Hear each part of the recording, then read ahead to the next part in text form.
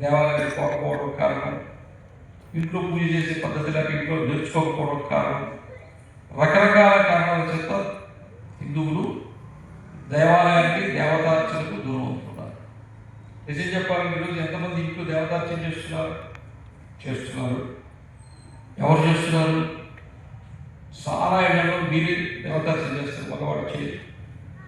కానీ మన హిందూ ధర్మంలో ఎవరు చేయాలా?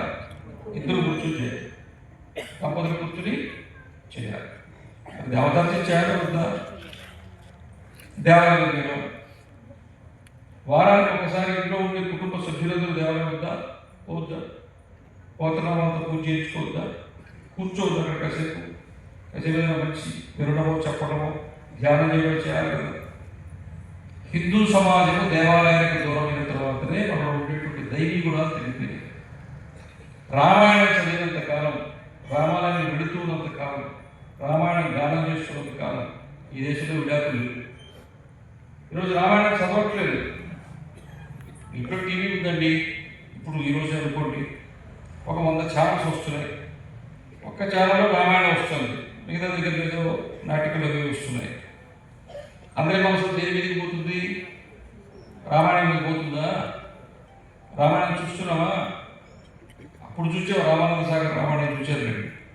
మనకు ఇది వచ్చింది కదా, కరోనా వచ్చినప్పుడు కూడా మొత్తం ప్రపంచంలో ఎక్కువ మంది వీక్షకులు చూసింది కూడా రామాయణం. దూరదర్శన్లో వచ్చింది, మళ్ళీ దూరదర్శన్లో వేస్తే మళ్ళీ కోటాను కోట్ల మంది చూచారు. కానీ సాధారణ స్థితిలో మన జీవనంలో రాముడి గురించో కృష్ణుడి గురించో ఆ విషయాలు తెలుసుకునేటువంటిది తగ్గిందా లేదా? దాని ప్రభావం సమాజం మీద పడింది. అందుకనే ఈ రోజున హిందువులము అందరము కలిసి జీవించాలి. ప్రపంచంలో భారతదేశానికి చాలా మంచి పేరు వచ్చింది.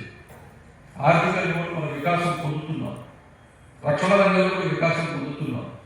కానీ అంతర్గతంగా దేశంలో హిందూ సమాజం బలహీనంగా ఇంకొక 20 సంవత్సరాల తర్వాత 20 ఏళ్ళ తర్వాత భారతదేశం సైన్యంలో చేరడానికి అసలు మనిషి లేడు.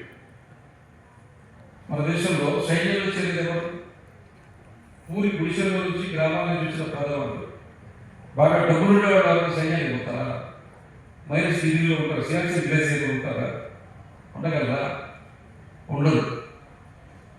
బ్రాహ్మణులు వేద చదివిస్తారు కదా, ఎవరు పేద బ్రాహ్మణులు ఉంటారో వాళ్ళే వేద పాఠశాలకు తమ కొడుకులు పంపిస్తారు.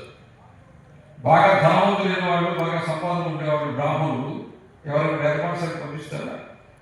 ఇక్కడ చూపించండి.